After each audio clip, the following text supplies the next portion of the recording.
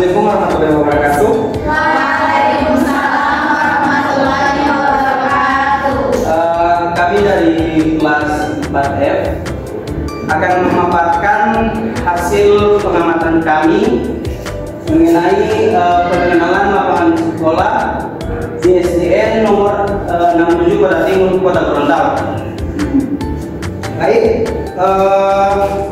langsung saja materi pertama akan dipaparkan oleh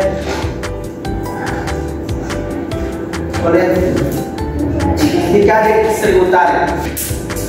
Baik, sebelum kita masuk pada hasil kegiatan kita tentang pengenalan lapangan persekolahan, pertama saya akan menjelaskan mengenai latar belakang kita melaksanakan kegiatan pengenalan lapangan persekolahan ini. Jadi, pengenalan lapangan persekolahan ini merupakan salah satu pilar penting dalam pembentukan generasi penerus bangsa di Universitas Negeri Gorontalo. Dan kegiatan ini melibatkan kami mahasiswa jurusan Pendidikan Guru Sekolah Dasar yang melakukan pengenalan lapangan di sekolah mitra. Kemudian kegiatan pengenalan lapangan ini memberikan pengalaman baru kepada mahasiswa untuk mencapai kompetensi yang sesuai dengan kurikulum. Kemudian kegiatan ini juga memungkinkan mahasiswa untuk mengasah kemampuan pengetahuan, keterampilan, dan mereka dapat siap menghadapi tantangan dalam pendidikan. Nah, selanjutnya mengenai pelaksanaan kegiatan yang telah kami lakukan. Jadi kami melakukan kegiatan pengenalan lapangan persekolahan di SD Negeri nomor 67 Kota Timur, Kota Gorontalo, yaitu pada hari Senin tanggal 4 Maret 2024. Nah, berikut adalah identitas dari sekolah yang kami lakukan pengamatan, di mana sekolah itu memiliki nama yaitu SD Negeri nomor 67 Kota Timur, Kota Gorontalo, dengan alamat sekolah di Jalan Taman Sari, Kelurahan Modu, Kecamatan Kota Timur, Kota Gorontalo, Provinsi Gorontalo, dengan NPSN sekolah yaitu 40501404. Nah, berikutnya yaitu mengenai jumlah siswa. Jadi berikut adalah data jumlah siswa di SD Negeri 67 Kota Timur, Kota Gorontalo, yang dimana di kelas 1 tersebut ada 22 siswa, kemudian di kelas 2 juga ada 22 siswa, di kelas 3 ada 29 siswa, di kelas 4 ada 22 siswa, di kelas 5 ada 25 siswa, dan di kelas 6 ada 18 siswa. Jadi keseluruhan jumlah siswa di SD tersebut adalah 138 siswa. Jadi untuk yang terakhir yaitu mengenai data dari jumlah guru. Jumlah guru di SD tersebut itu dikategorikan dua aspek, yaitu guru dan tenaga pendidik yang bukan guru. Nah, untuk jumlah guru laki-laki yaitu ada 1 guru, kemudian tidak ada guru atau tenaga pendidik yang bukan guru di sekolah tersebut. Kemudian untuk jumlah guru perempuan itu ada 6 orang, itu memegang kelas 1 sampai kelas 6. Kemudian yang tenaga pendidik bukan guru itu termasuk kepala sekolah dan tata usaha, itu ada 3 orang. Kemudian jumlah keseluruhan guru di SD tersebut adalah 10 orang. Baik, sekian dari saya kembalikan kepada Pak Jonathan. Oke, baik. Selanjutnya materi selanjutnya yaitu pengamatan kultur sekolah yang akan dibawakan oleh Alia Dimensi Lasimpala. Kalian silakan. Baik, terima kasih moderator. Perkenalkan, nama saya Alia Simpala dengan NIM 15142234. Pada kesempatan kali ini saya akan menjelaskan tentang pengamatan kultur di sekolah SD 67 Kota Timur, Kota Gorontalo. Kita masuk ke pengertian kultur sekolah. Kultur sekolah dapat dimaknai sebagai karakteristik khas sekolah yang dapat didefinisikan melalui nilai yang dianutnya, sikap yang dimilikinya, kebiasaan yang dilakukannya, dan tindakan yang ditunjukkan oleh seluruh personel sekolah yang membentuk satu kesatuan khusus dari sistem sekolah. Di SD 67 Kota Timur terdapat beberapa kultur sekolah yang sering diterapkan oleh sekolah tersebut. Yang pertama ada kegiatan GS, yaitu senyum, sapa, dan salam. Pada kegiatan GS terlihat diterapkan dengan baik oleh guru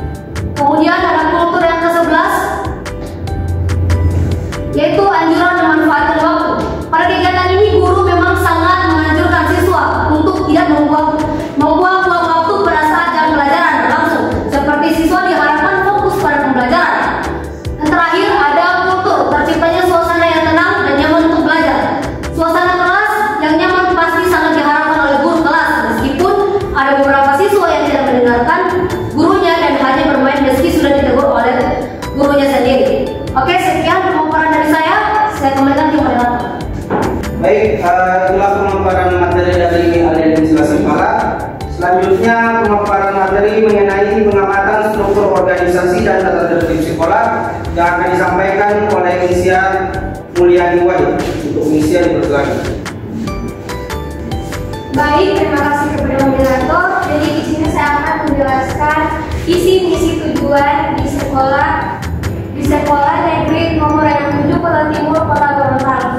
Nah, di sini terdapat visi misi dan tujuan menjadi panduan sekolah. Papan tulisan visi misi tersebut juga telah dipajang di depan ruangan kepala sekolah.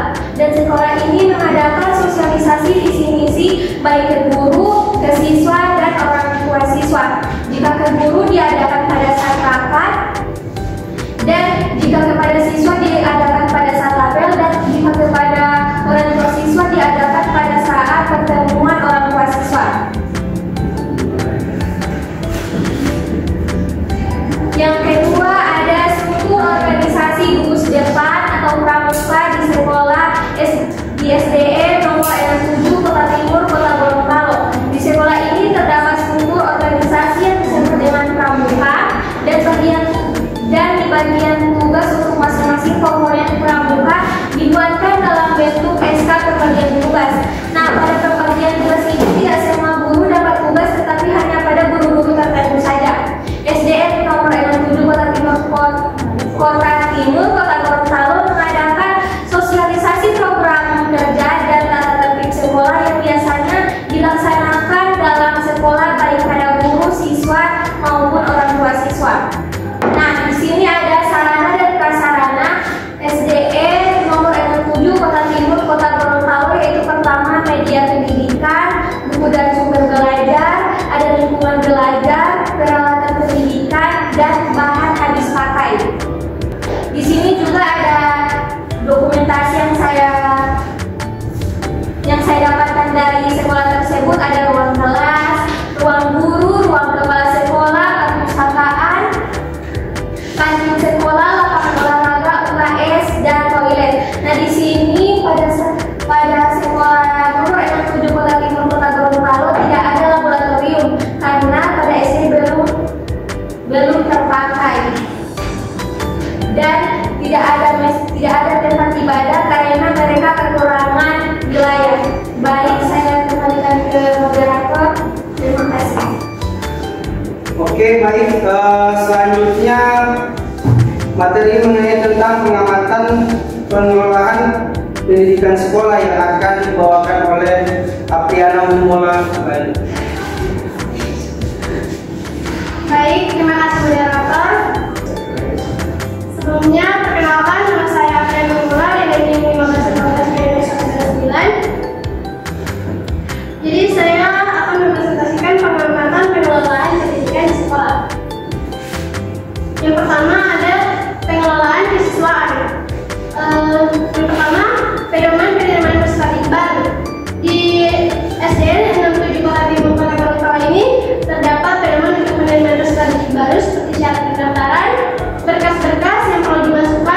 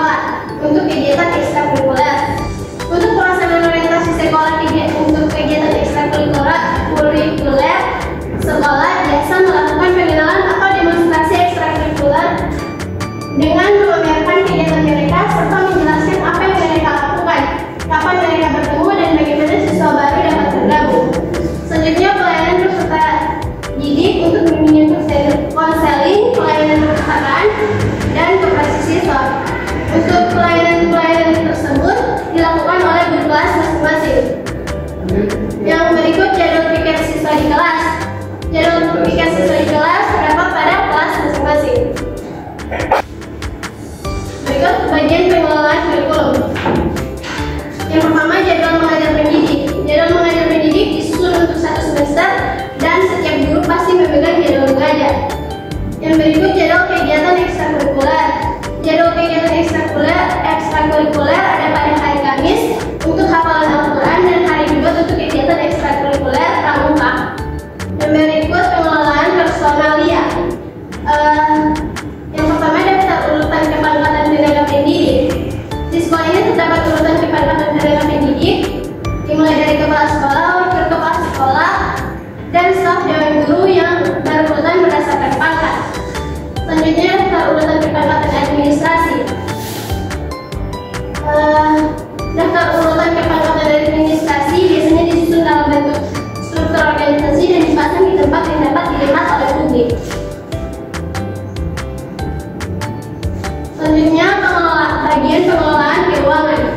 Untuk paket informasi keuangan sekolah terpasang di area yang mudah diakses oleh para orang tua siswa, dan staf sekolah. Untuk sumber pendanaan di sekolah SD Negeri 67 itu ada pendanaan dari dana BOS dan DOS. Selanjutnya, bagian pengelolaan hubungan masyarakat dan sekolah. Untuk sistem penyampaian informasi dari sekolah ke masyarakat, sekolah ini terdapat mading yang terpasang di area terbuka dalam sekolah agar mudah diakses oleh masyarakat sekolah, dan informasi digital biasanya disampaikan melalui akun media sosial sekolah.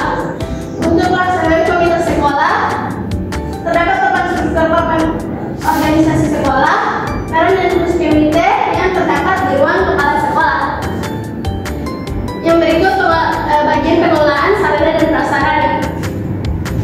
Untuk daftar inventaris sekolah, seperti ada terdapat daftar inventaris sekolah seperti perlengkapan kelas, perlengkapan kantor, perlengkapan perpustakaan, dan perlengkapan lainnya.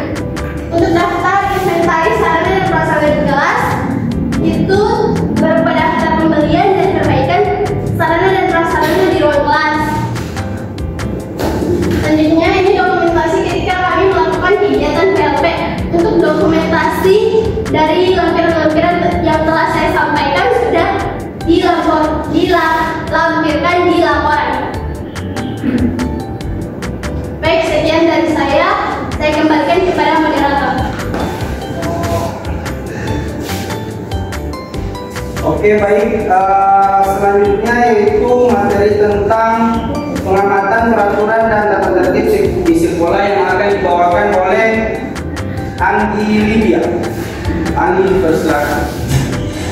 Baik, saya Anggi Lydia Fatirasmu akan mempresentasikan pengamatan peraturan dan tata tertib sekolah. Semua lembaga pendidikan atau sekolah pasti dilengkapi dengan tata tertib masing-masing. Tata tertib sekolah adalah keterangan ketentuan maupun peraturan yang telah disepakati oleh lembaga organisasi pendidikan yang bertujuan untuk menciptakan suasana lingkungan pendidikan yang aman, nyaman, dan kondusif.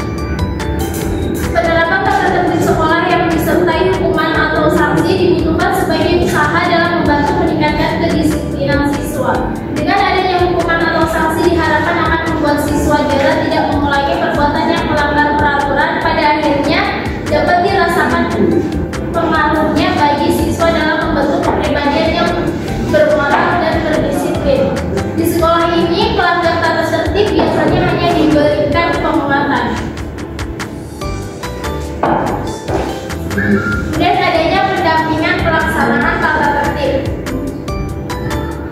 Biasanya pendampingan untuk pelaksanaan tata tertib di sekolah ini dilaksanakan di kelas oleh guru kelas.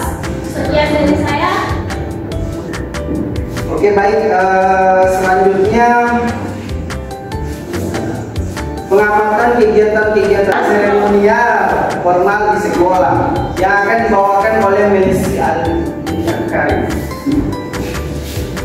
Melisi, bersilakan.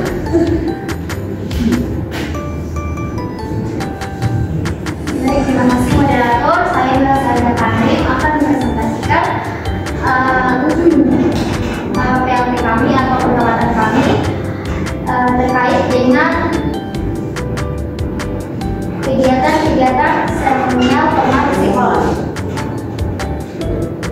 Yang pertama ada kecepatan waktu mengikuti upacara atau rapat. Nah, di sekolah ini kehadiran setiap siswa dan guru dalam upacara bendera itu diwajibkan tepat waktu sebagai bentuk penghormatan terhadap simbol kebangsaan. Dan pengamatan kami bahwa seluruh siswa dan guru itu hadir dalam upacara bendera. Meskipun demikian masih terdapat beberapa siswa yang terlambat dalam mengikuti upacara bendera. Kemudian ada kelengkapan atribut sekolah. Nah, di sekolah ini kebijakan mengenai penunjangan seragam sekolah yang sesuai dengan hari itu telah diatur dengan ketat. Setiap hari siswa diwajibkan untuk memakai seragam sekolah yang sesuai dengan kode berpakaian yang ditentukan. Nah, kemudian ada kehadiran siswa saat upacara. Nah, di sekolah ini setiap siswa dan guru itu memiliki kewajiban untuk hadir dalam upacara bendera dan rapat sekolah tepat waktu. Nah, kehadiran yang tepat waktu dalam upacara bendera dan rapat itu merupakan bagian penting dari kedisiplinan dan penghargaan terhadap proses pembelajaran serta kegiatan sekolah. Nah, kehadiran tepat waktu itu tidak hanya menunjukkan penghargaan terhadap waktu dan proses belajar mengajar, serta juga dapat menjadikan contoh yang baik kepada sesama siswa dan guru. Yang keempat itu ada musyawarah mufakat dalam rapat. Nah, di sekolah ini setiap rapat yang diselenggarakan itu memiliki kewajiban untuk menerapkan prinsip musyawarah mufakat. Prinsip ini menjadi landasan utama dalam pengambilan keputusan di lingkungan sekolah. Di mana setiap anggota rapat itu memiliki kesempatan untuk menyampaikan pendapat, ide, dan aspirasi mereka secara terbuka. Dan yang kelima yaitu keikutsertaan dalam keagamaan. Yaitu di sini di sekolah ini setiap siswa itu wajib menjalankan sholat zuhur kecuali hari Jumat. Dan yang kedua setiap siswa itu wajib menjalankan setiap hari Jumat pagi itu wajib melaksanakan sholat duha, dan setiap hari Kamis itu wajib menyedot hafalan. Kemudian setiap kegiatan Isra Miraj, Maulid, dan kegiatan keagamaan siswa wajib mengikuti. Dan yang terakhir yaitu berpakaian sesuai kegiatan. Nah, di sekolah ini terdapat peraturan yang mengatur tentang berpakaian sesuai dengan kegiatan, baik itu terkait dengan adat, budaya maupun keagamaan. Namun penting juga bahwa aturan ini hanya berlaku bagi para guru dan staf sekolah, sementara untuk para siswa itu tidak ada ketentuan serupa yang dibutuhkan.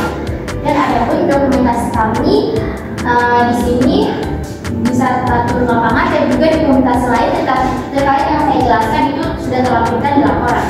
Nah, itu dari saya.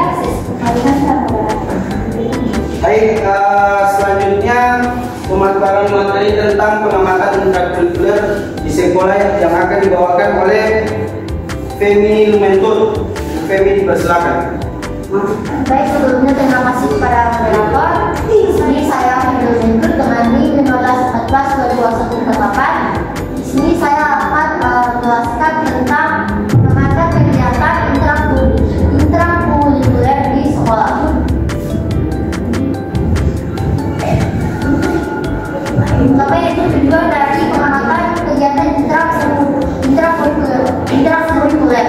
Adapun tujuan dari adanya pengamatan ini untuk memastikan bahwa metode pengajaran dalam kegiatan intrakurikuler memenuhi standar pendidikan yang tinggi dan sesuai dengan kebutuhan belajar siswa.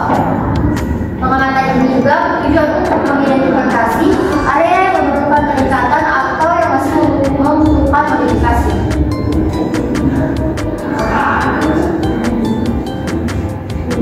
Lalu pengamatan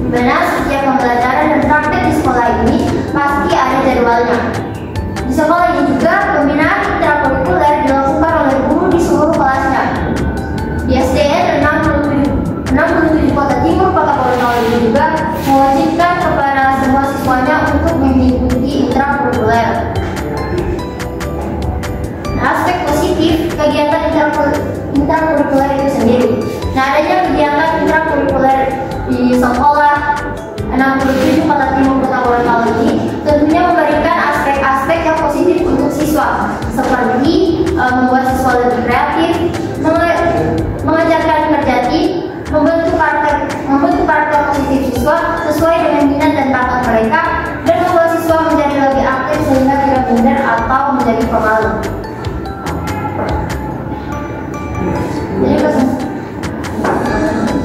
Jadi kesimpulannya yaitu pengamatan perkenalan lapangan persekolahan atau PLP ini adalah alat yang penting untuk memahami dan meningkatkan lingkungan pendidikan. Setelah melakukan kegiatan PLP ini memberikan kami wawasan yang berharga yang membantu dalam merumuskan strategi untuk mencapai hasil pendidikan yang lebih efektif dan menciptakan lingkungan belajar yang mendukung untuk semua siswa. Mungkin itu saja dari saya kembalikan kepada moderator. Oke, baik, selanjutnya yaitu materi tentang pengamatan kegiatan ekstrakurikuler di sekolah yang akan dibawakan oleh saya sendiri. Baik, kegiatan ekstrakurikuler di sekolah yang pertama yaitu di sekolah tersebut ada dua ekstrakurikuler. Yang pertama yaitu hafal Al-Quran dan pramuka. Jadi hafal Al-Quran di sini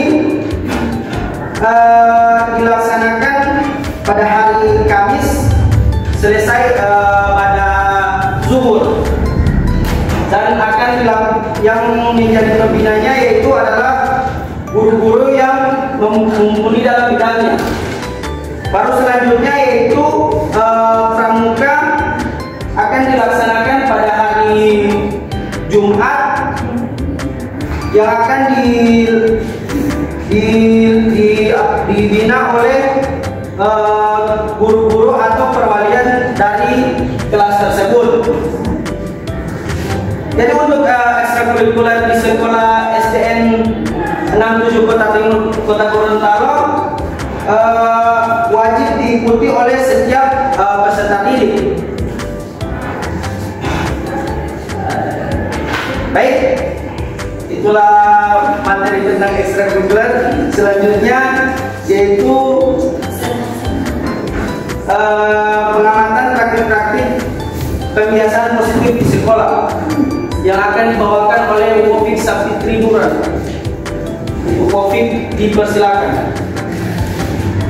Baik, terima kasih Aldi sebagai moderator. Perkenalkan, saya Fik Sapitri Nuran dengan NIM 1514-22-128. Ini saya akan menjelaskan tentang pengamatan praktik-praktik kebiasaan dan kebiasaan di sekolah.